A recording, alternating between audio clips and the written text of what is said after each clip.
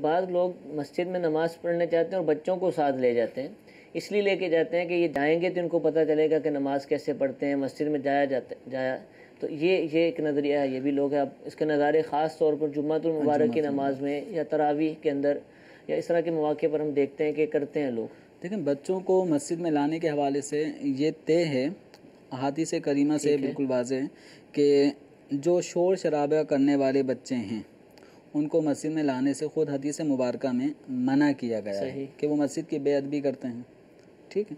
تو جب بچوں کو لانے، ایسے بچے جو شور شرابہ کرتے ہیں، یہ خود والد جو بچوں کے ہیں ان کو خود اندازہ ہو جائے گا کہ بسا اوقات بچہ کتنا شور مچا رہا ہوتا ہے، اس کو چپ چپ کروا رہے ہوتے ہیں لیکن وہ شور مچا رہا ہوتا ہے، پھر کوئی ڈانٹ بھی دیتا ہے۔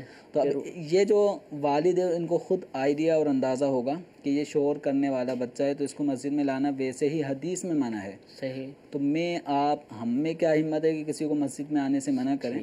تو رسول اکرم صلی اللہ علیہ وسلم نے ہی جن افراد کو منع کیا ان میں چھوٹے بچے، ناسمجھ چھوٹے بچے ہیں۔ بعض بہت سنجیدہ اور نماز کا اہتمام کرنے والے، نماز اہتمام کے ساتھ پڑھنے والے بھی بچے ہوتے ہیں، اور ان کو پھر یہ بھی طریقہ بتائیں کہ آپ نے کھڑا کہاں ہونا ہے، کہاں بنے گی آپ کی۔ تو اب یہ ہے کہ بچوں کے حوالے سے ان کی صف کہاں بننی ہوتی ہے، تو احادیث کریمہ میں اس کی پوری ایک تربیت فرمائی گئی ہے۔ تو ان میں یہ ہے کہ مردوں کی صفیں آگے بنیں گی اور بچوں کی صفیں پیچھے بنیں گی۔ اب زبردستی کہ نہیں میرا بچہ میرے برابر میں ہی کھڑا ہوگا، کونے پہ بھلے کھڑا کر دیں، تو کونے میں اگر کسی بڑے آدمی کے کھڑے ہونے کی جگہ بنتی ہے تو اب اپنے بچے کو وہاں کھڑا نہ کریں، صحیح، اس کی صف پیچھے بنے گی۔